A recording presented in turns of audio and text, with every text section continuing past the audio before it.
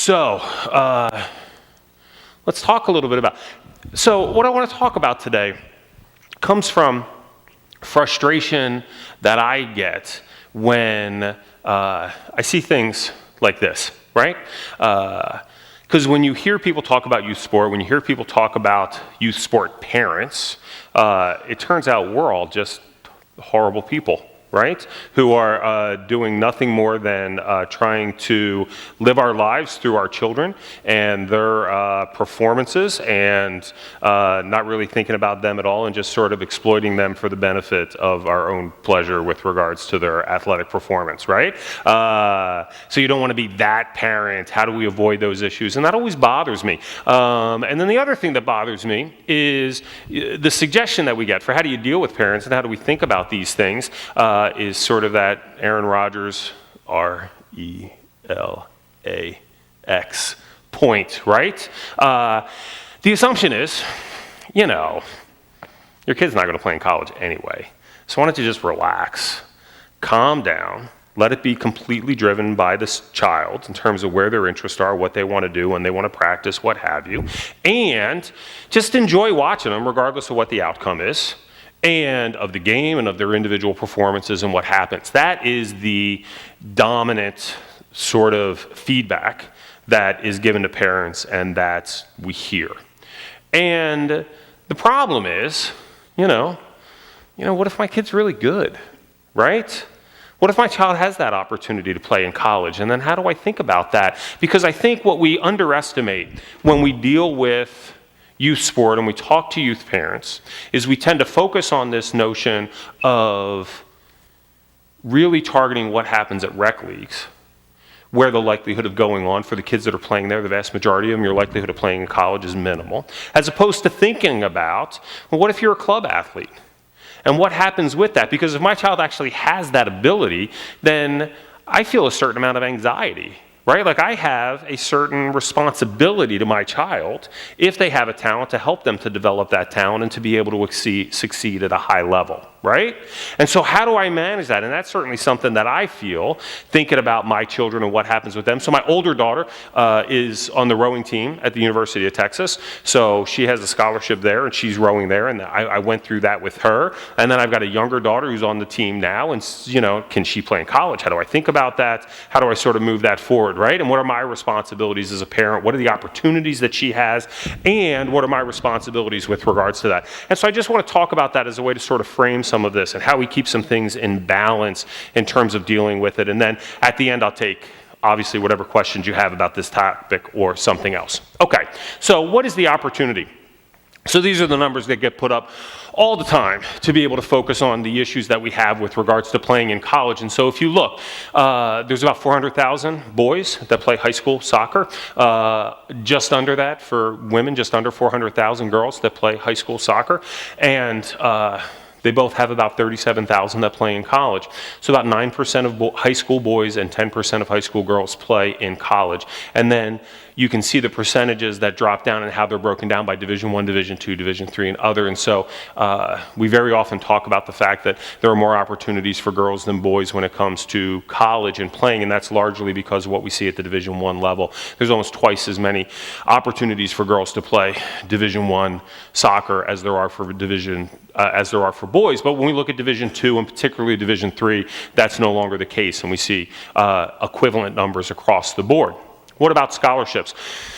So this is one of the things that is the most misunderstood about what's going on, and I learned that through my own daughter, because most of us, what we know about recruiting and what we know about scholarships comes from what we hear about the Longhorns or Aggies and how we follow them and what they do, basketball, football, where everybody gets full scholarships. That's not the case in what we see with soccer. So if you look at Division I men are limited to just about 10 scholarships for the team, and the average team has about 30 players per team, where women are limited to 14 scholarships. Division II, they're both about the same, and then those teams have about 28. So you can do the math on that in terms of thinking about what are the level of scholarships that individuals are looking at. So the average Division I scholarship for men is just under $15,000, about $16,000 for women, and Division II is right around $7,000 for both. That's the general opportunity that we're looking at, and on the basis of these data, This is why everybody says, yeah, your kid's probably not going to play in college, right?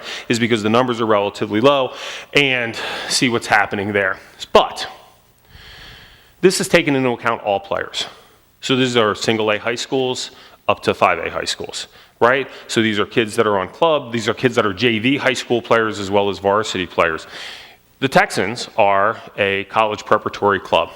That's the focus of the club. That is how they train our kids, is to be able to play in college. Now, they may choose not to play in college, and that's fine, but that's the focus of the club and where they try to go. And as a result of that, I think the vast majority of the kids that play for the Texans are going to have that opportunity, are going to have an opportunity to play in college. Now, it could be Division III, it could be a different level. So, we have friends of ours, their daughter was going to play at St. Edward's and then got into the University of Texas and decided not to play college soccer, right? So that happens. But if you want to play college soccer, this club is going to prepare your kids to be able to do that. And that's a reasonable expectation that there is some level of college that they can play.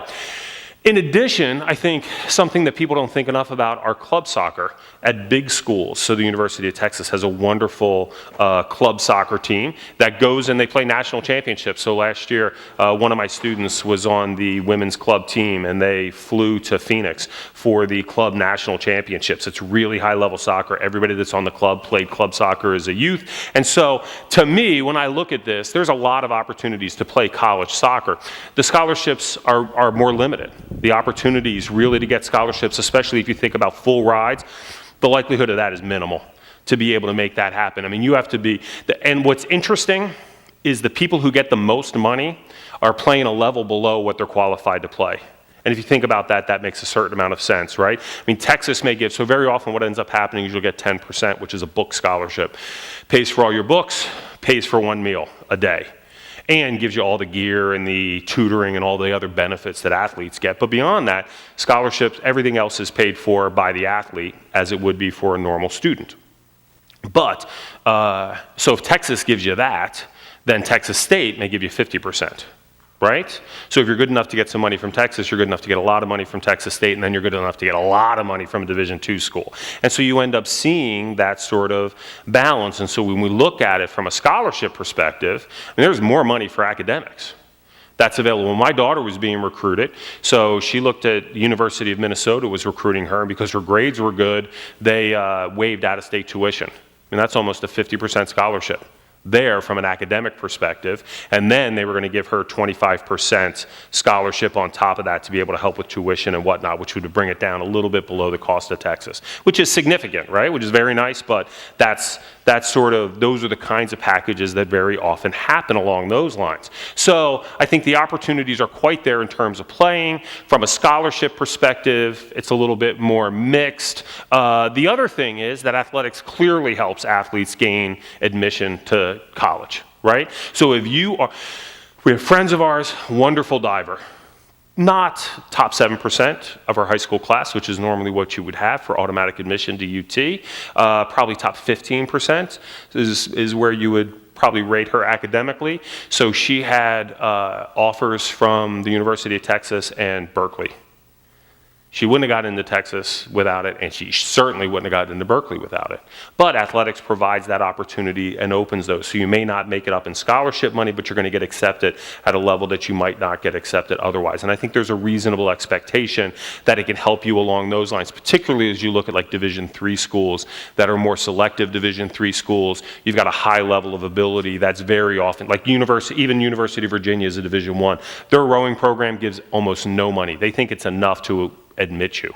They get you accepted, that should be enough. You're not going to get a lot of money from them from a scholarship perspective, right? And so I think there are opportunities to play in college, that soccer expands the opportunities that are available to you to go to college and to be able to pick universities, and the scholarship stuff is probably not as much as you might think it's going to be.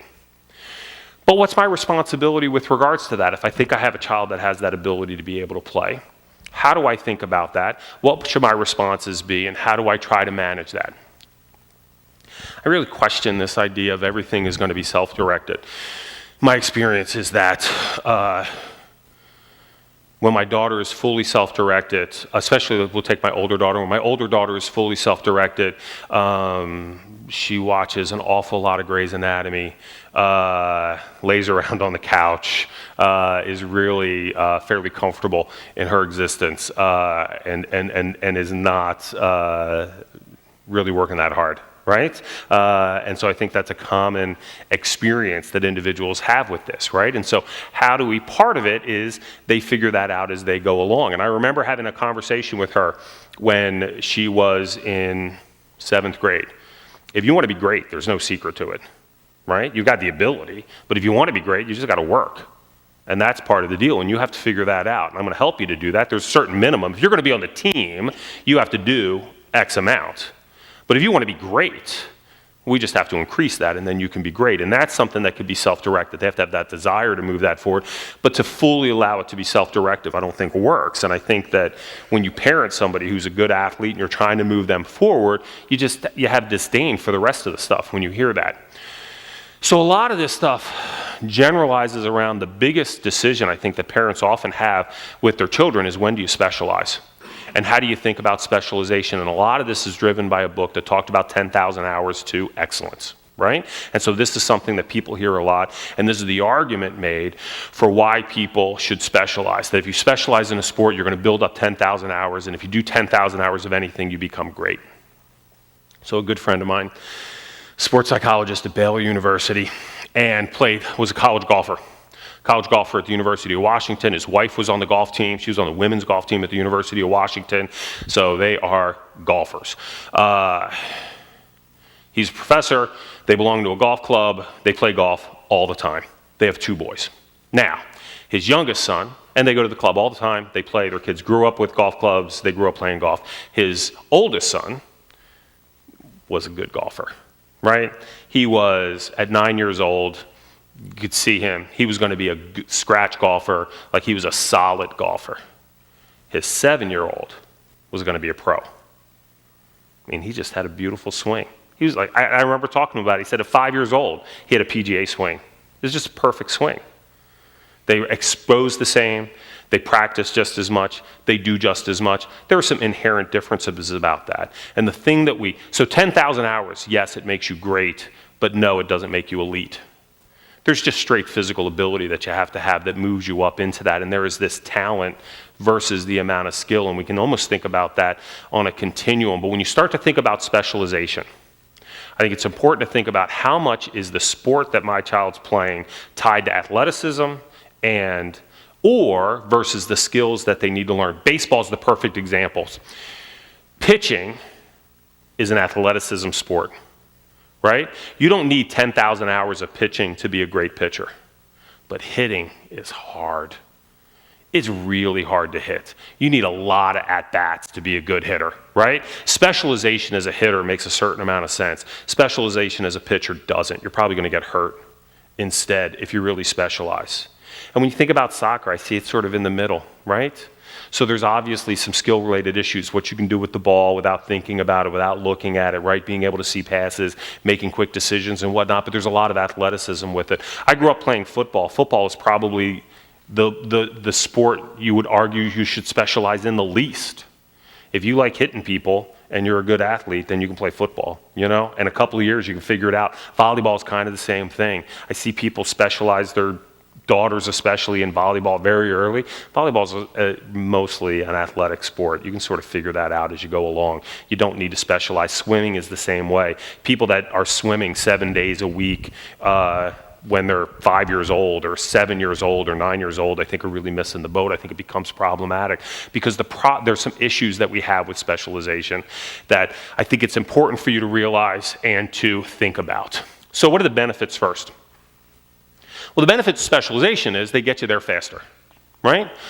Everybody who played, so think back to when your child was first playing and they were trying to just figure out what the game is, right? Which way do I go with? So my oldest daughter, she started playing soccer. She was good in a straight line, right?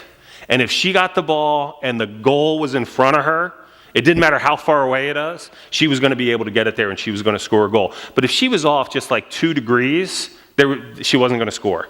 She couldn't turn the ball. She couldn't move with it. She couldn't pass it. You know what I mean? She could get the ball and run and kick the ball straight ahead. That is this cognitive phase of learning. Cognitive phase of learning is one of those things that is, you're getting the idea. How do I play it? It's like Little League Baseball and all the kids run to get the ball and they don't understand position, discipline, where they're supposed to be. That's the cognitive phase of learning. That's where we all start when we're playing. Then you move to associative phase where you start to really figure out what's going on. Think about the moment, and athletes will respond to this, when a kick feels good or when it feels bad, right? Like you make contact and you know it's good or you know it's bad just by that. That starts to happen in this associative phase where you really start to perform the sport at a decent level. And then lastly is autonomous phase. There's two things that are interesting with this. One is specific skills that you do. So if you think about penalty kicks, they become much more consistent. Your ability to handle the ball, to do things, become much more consistent. But where we see this express itself in soccer is you now have multiple moves. When you're in the associative phase, you've got like one little trick you do, right? You've got that little step and then come back and go, and that's all you do, right? And you do it, doesn't matter where you are on the field, that's your move. But as you move to autonomous, you start to build in other ones. You can do other ones. You can apply these other things and start to make that happen. And the benefit of specialization is all of this happens faster. You move through this process faster. You get to the point that you're autonomous a lot faster. It's just like, but keep in mind, think about people you know with little kids and they learn how to read when they're 5.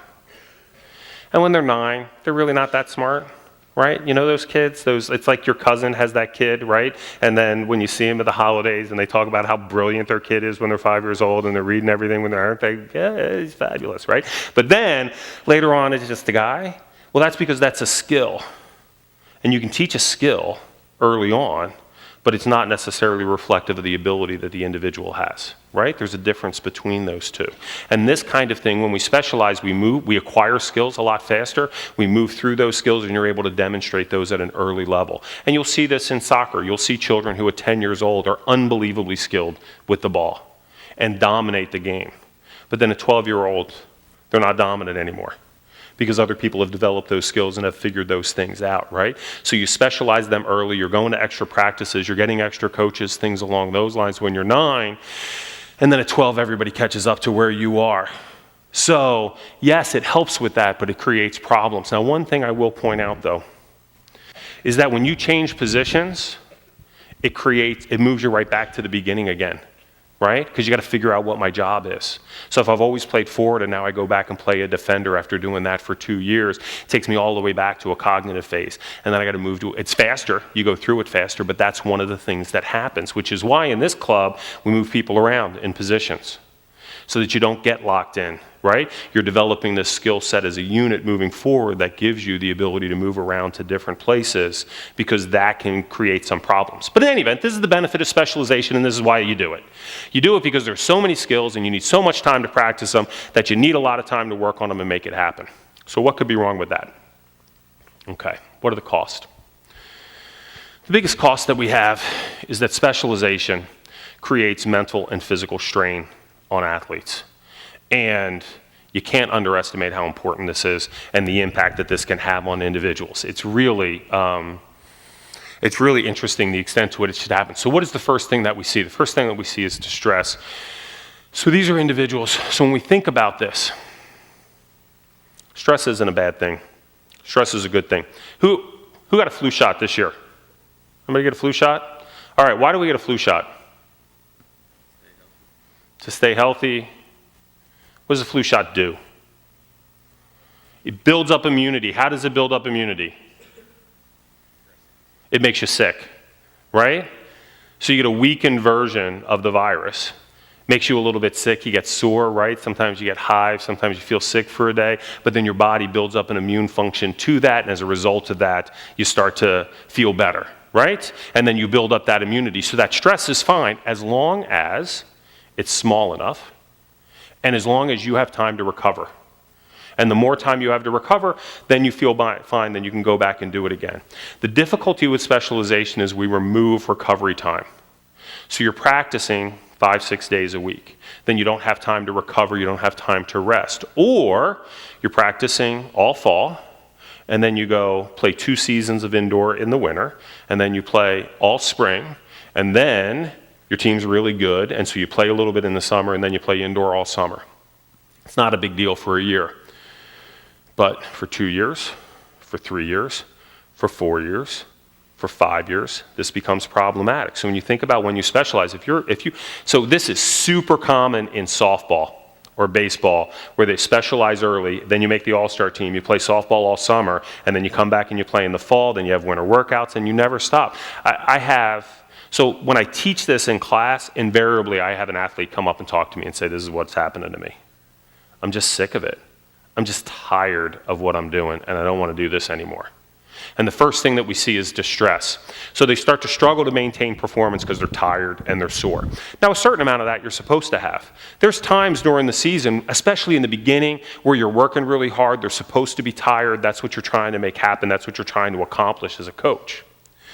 But as this goes on throughout the whole season, right, and this continues and continues, then we start to see this where we're seeing this drop in performance, right? It becomes very difficult to maintain that. They have to work harder than they normally would to achieve that outcome.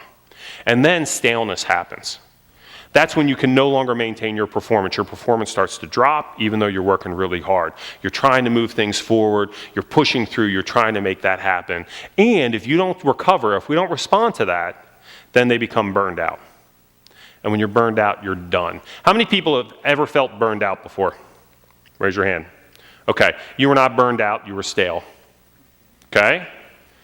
In burnout, you're done. Like stale, it's not like when I am shopping with my wife and I turn into a 4-year-old because I'm like I'll come up to my wife and I'm like, all right, we gotta go. You need to just pay for whatever you're buying and we need to go home because I'm done, right? You've got like 2 minutes. And I'm just gonna lay on the floor and cry, right? So do that. That's more that feeling you have when you're working really hard. You probably have it now, right? You're getting up to the holidays. You just went through Thanksgiving. You had all the family come in for Thanksgiving, all the stress associated with that. Thanksgiving's over. Then you got to get your Christmas lights up. You got to get your tree up. You're managing that. You have all the stuff that you have to do to work before the year-end reports are due, right? So you're managing all of that. Like you're probably getting close to that point where you really need some time off. That's stale. In burnout, rest doesn't work anymore. So I worked with a swimmer, came to see me. I was a graduate student, taught this in class. Well, she came to see me, and she was at World Championships. She's swimming at World Championships. She was 3-time World Championships for her country. She's from Canada, actually. Swimming at the university, 3 times at Worlds. So she's at Worlds, and I was like, how did it go? She said, terrible. What do you mean terrible?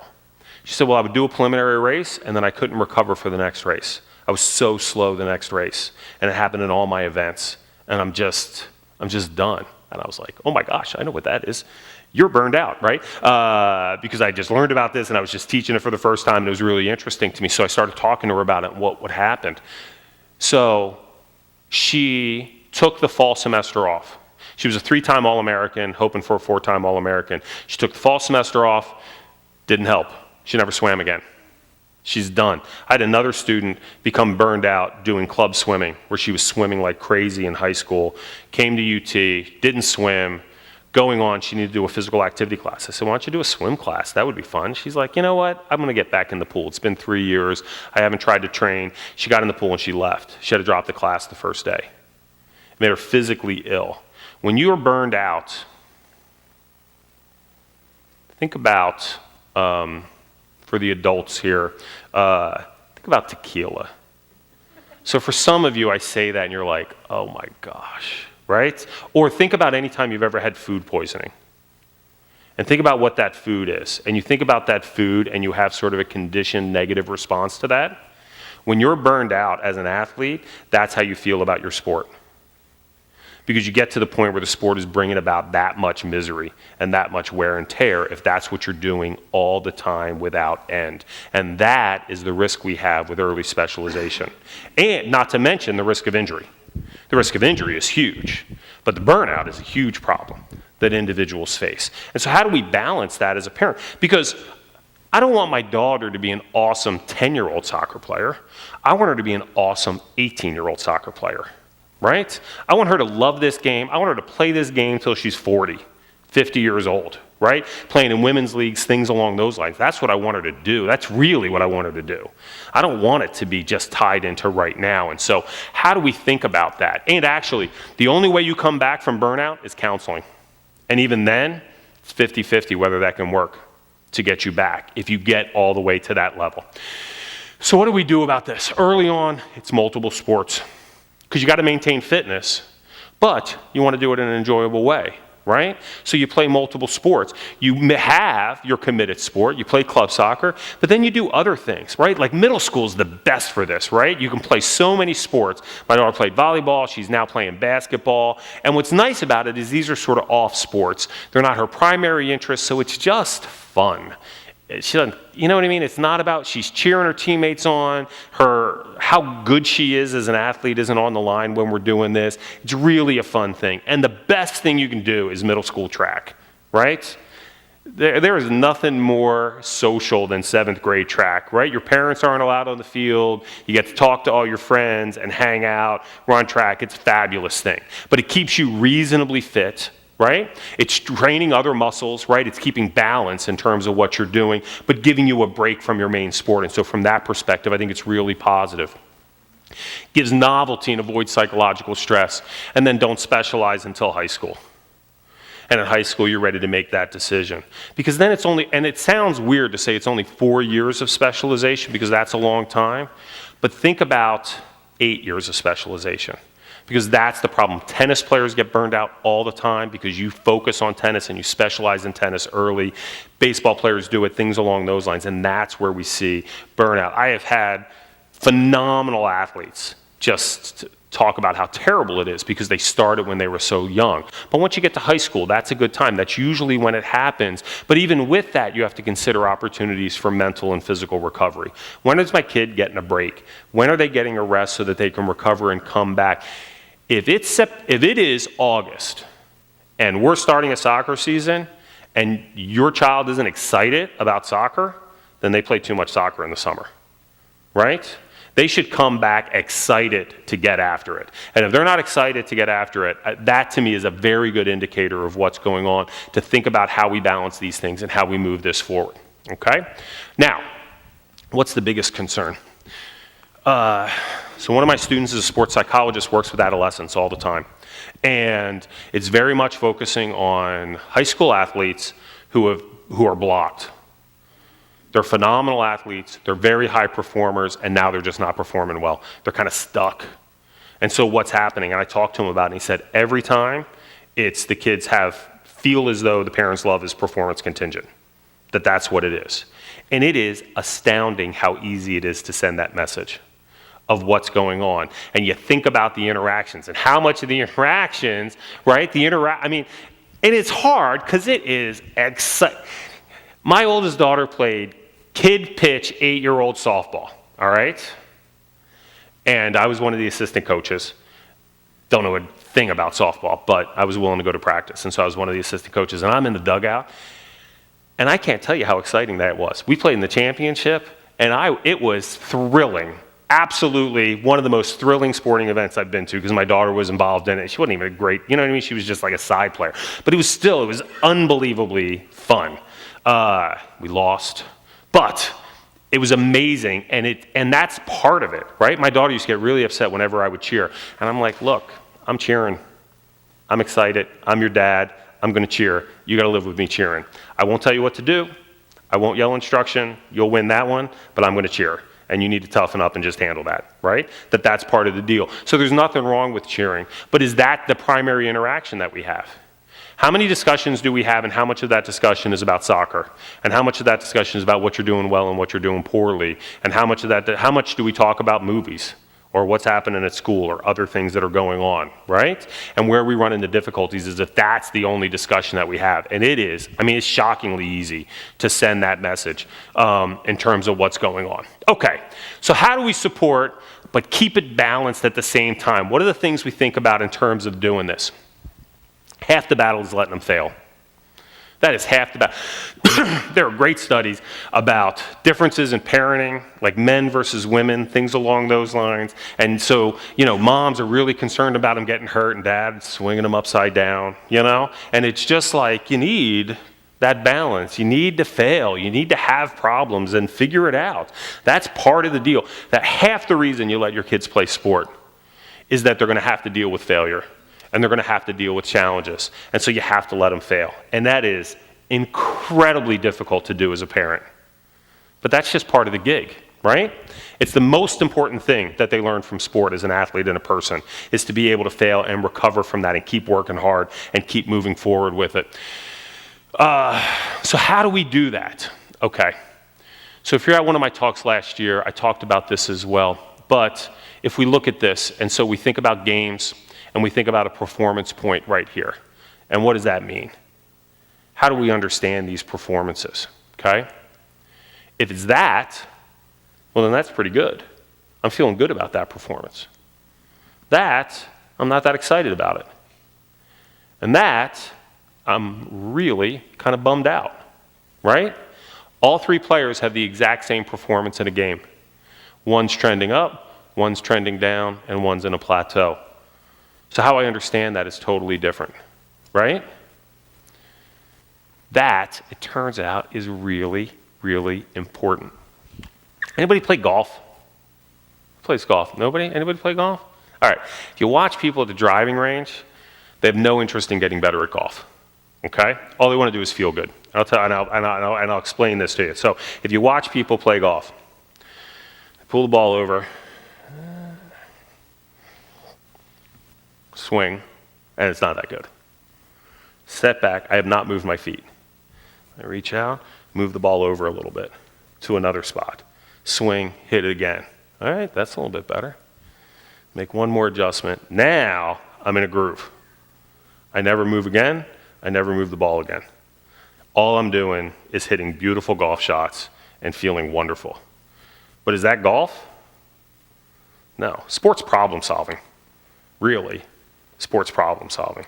It's about walking up to a ball in the middle of the grass somewhere and figuring out how far to stand away from it, where to put it in the middle, what club to hit, and how to swing it, right? That's golf.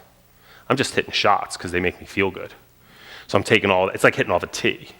I'm just taking all those things away so that I can feel good about it, right? Because that's how I want to go.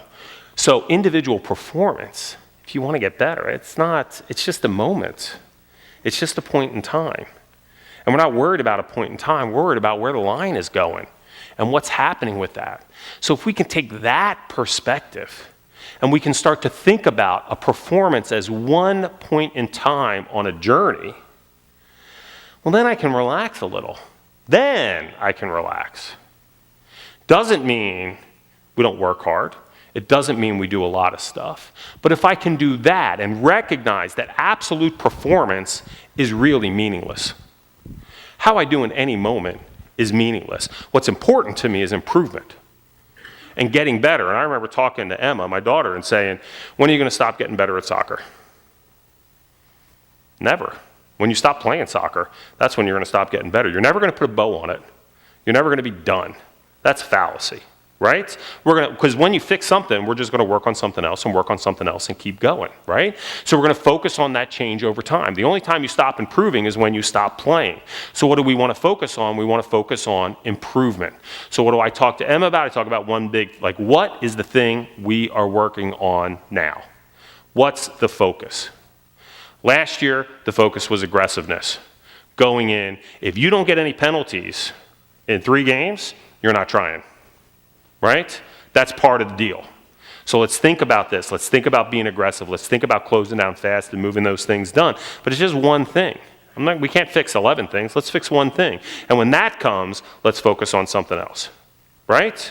And then we move to that, and when that's done, we focus on something else. And when that's done, we focus on something else. That's how we talk about it.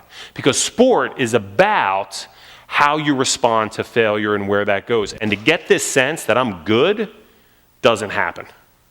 You never get there. And this is why people hate golf. Because every time they play golf, it's a referendum on whether they're any good at the game.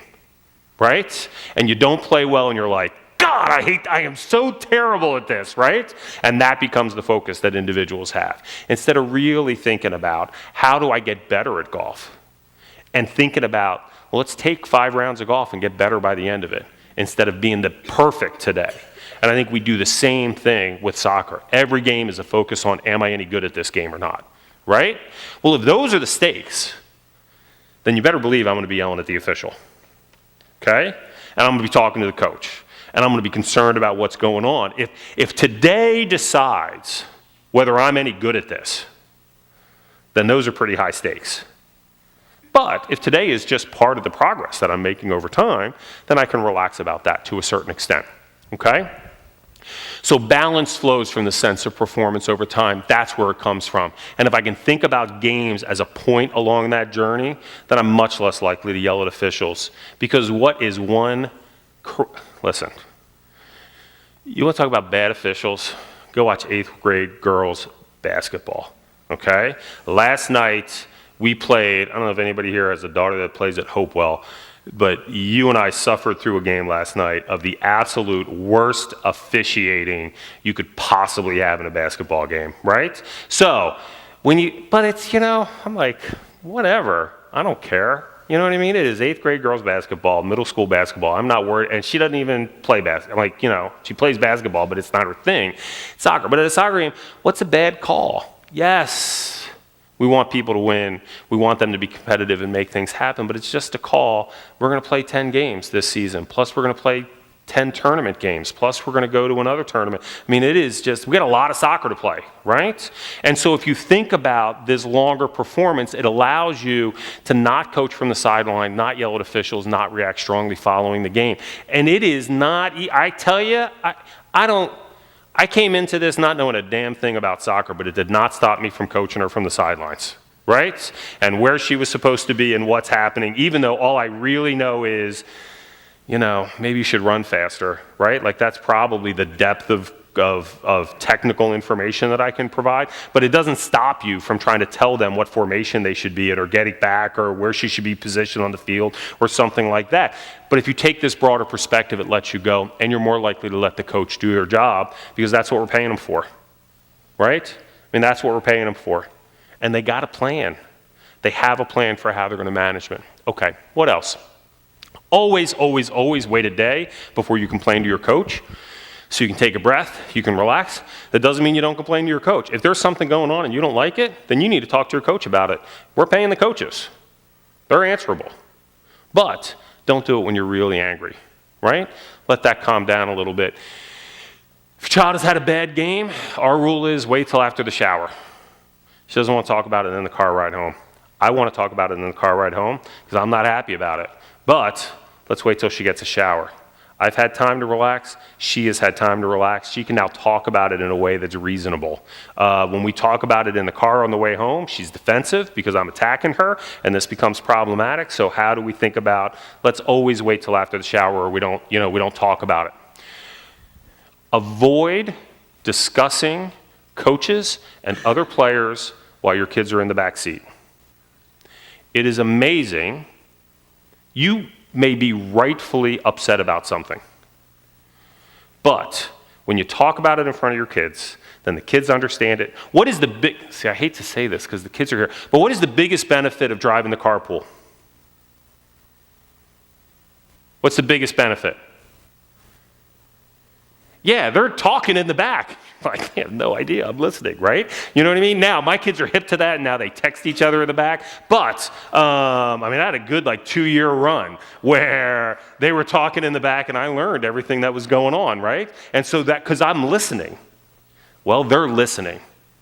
And when you're pissed off and you're saying things out of anger, the kids hear that same thing, and it's amazing how that starts to color their own perceptions of what's going on. And that's not what we want to have. That doesn't work for them, right? That's not a positive experience to be in. And so you can be upset, you can be angry about what's going on, talk about it later, talk to your coaches the next day, that Monday afterwards. Don't do that in the car if you can avoid that at all. Cheer for everybody on the team by name. That is a wonderful thing to do. Our team puts out little cards with all the players and the players' moms and dads. listed on the cards. And so that way I know every parent's name, and I know every kid's name, and the numbers are there, so I know every kid's name, and I can cheer for we quiz each other, the first week of practice on whose everybody's name is and who's who, so that I can go out and I can cheer for individuals and actually I don't even cheer for my daughter by name, I cheer for her number. Because she doesn't like me to cheer for her name. So, but you cheer for the other kids by name. It's amazing how positive that is for your team. To have the other parents cheering for your kid really feels good. And the more that they focus on that, it's amazing how that lightens the team atmosphere and improves that, to know everybody's name and to have that connection with the parents. Now, it actually created a certain problem for us this past year when you have kids with the same names and you make mistakes on the parents, because I've done that. But it's still a really good thing to do. Compliment good plays by the other team. That, you would be amazed at how powerful that is. Compliment good saves by the goalie. Compliment really good plays. So those are the things that are bad for your team, but you can still recognize the beauty of the game and see the beauty of the game and be able to compliment that. It's amazing how that helps you to relax. We were playing in Dallas. This only happens in Dallas. Playing in Dallas at this tournament, and one of our players gets knocked down. One of our thinner players gets knocked down, and the mom on the other team in front of her was like, well, if you ate a couple of sandwiches, you wouldn't get knocked over. Thinking, really? Is that the conversation we have to have? Like, how do we think about this in a more positive way? So focus on the good plays that they do and compliment them on those good plays, and then just be grateful for this opportunity. Like, step back every now and then and be happy about what's going on and how cool it is that they're out playing. Like, every now and then, just step back and think, it really is pretty cool. And you see them in their uniforms and they're all warming up the same way and like they know what they're doing, and just recognize how much better they are than they used to be. We do a terrible job of paying attention to that. I tell my students all the time, go back, like your parents have like that box full of crap of all the stuff that you ever put your name on when you were a kid, Like, go back and get one of the papers you wrote freshman year in high school. You'll be amazed at how stupid you were in high school, compared to where you are now. But you have no appreciation of that. And you can do that now. The high school kids can do that now. Go back to that stuff your parents have. Read something you wrote in 6th grade. It's unbelievable how bad it is, right? But we have no appreciation of that growth. So parents, I think, step back a little bit and just pay attention and appreciate the fact about how much better they actually are, and be grateful about how much better they actually are. And then, how well do you know the game? It is, so, I grew up playing football in the Northeast, thinking soccer was some stupid European sport, right? Had no appreciation of it, had very negative things to say. Then, my daughter started playing soccer, but even then, I wasn't that impressed. But then the coaches said, pick an EPL team. So everybody on my street picked a different EPL team. I ended up being a Tottenham fan because I read the Bill Simmons, How to Pick an EPL Team. So it's an article, you can look that up, and it talks you through how to pick an EPL team. So you pick an EPL team, and I ended up with Tottenham, so I'm a Tottenham fan, and fortunately they're actually good now. All the coaches are Arsenal fans, and they all think it's terrible that I am a Tottenham fan, and they're happy because they can make fun of me now, but I am a Tottenham fan. And I have been for like 4 years. And so why have I become a real Tottenham fan? Is because my neighbor's an Arsenal fan, and so he makes fun of me. My other neighbor's a Chelsea fan because they're a bunch of front runners who can't man up and pick a team that isn't in first place, right? And so that is my argument as a Tottenham fan. But in any event, it is amazing how you become attached to these teams. I read a blog every day. I read a blog on Tottenham. Like, it's so amazing to me that I do this. But now, that's always on. Every Tottenham game I watch. And if Emma's up, and she's in the room with me, that's what's on television.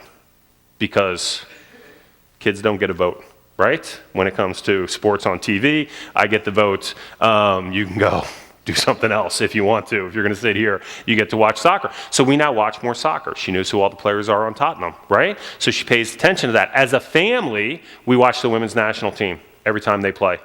That's a family event. It's like the Olympics. That is a family event. We all get together and we all watch it.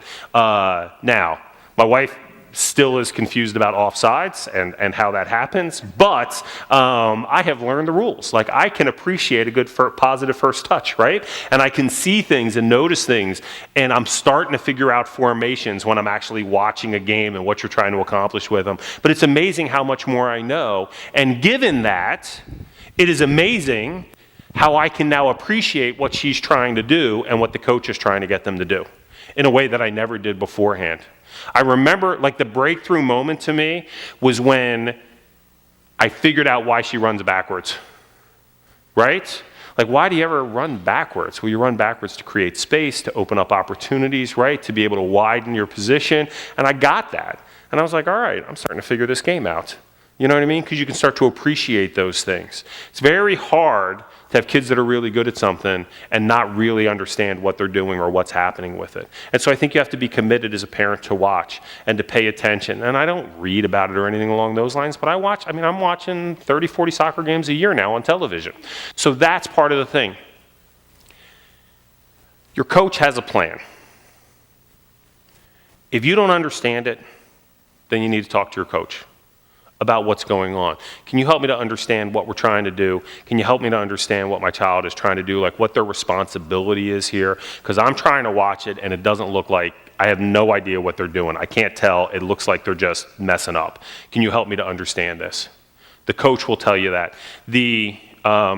So I used this example last time, so I'm sorry if you're at both talks. But who's ever been to SeaWorld? Did you ever see Shamu?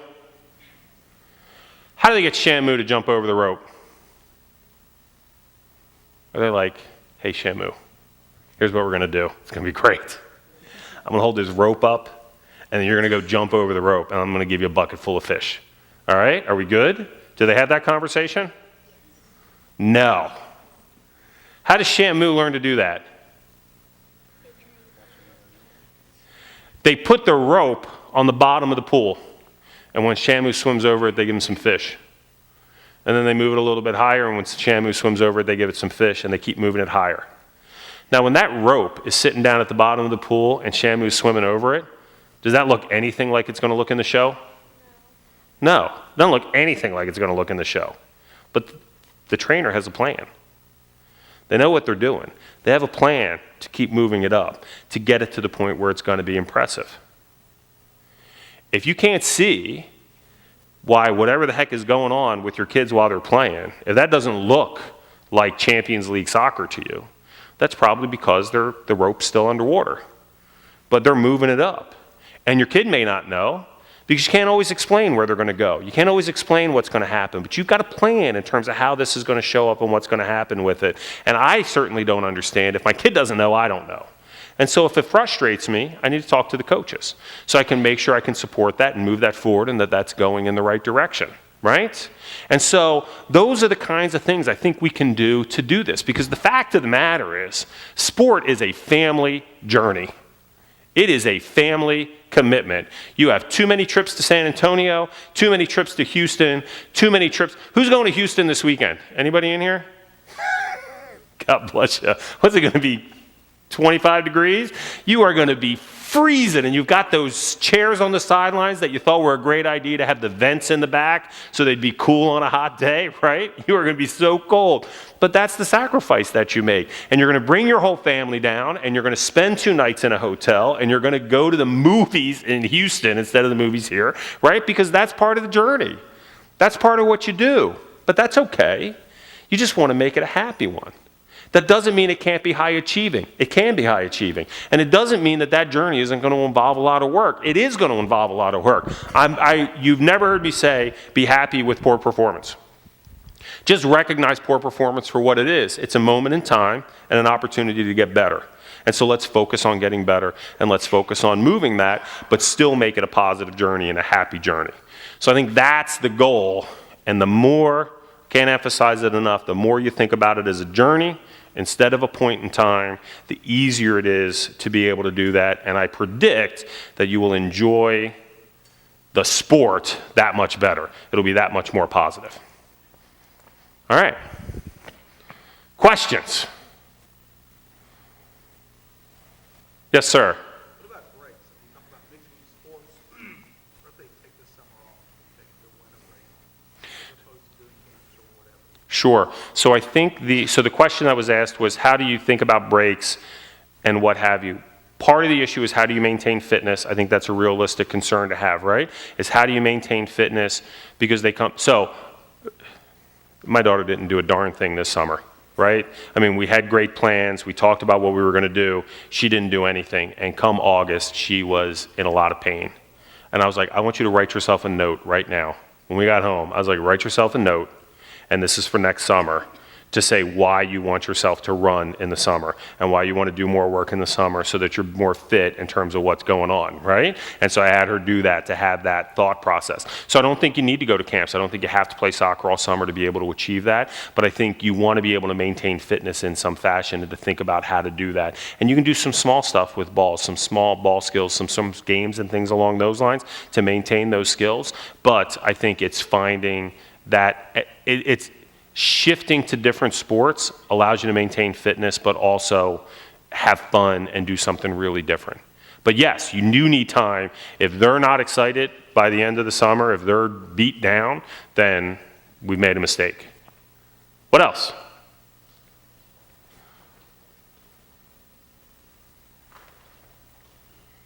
Go ahead. Yeah, this is the point where you clap. You can clap. And then everybody else will clap, and then they can go home. There you go. Very nice. Thank you all very much. If you have some individual questions, please just come on up. Thanks for coming out.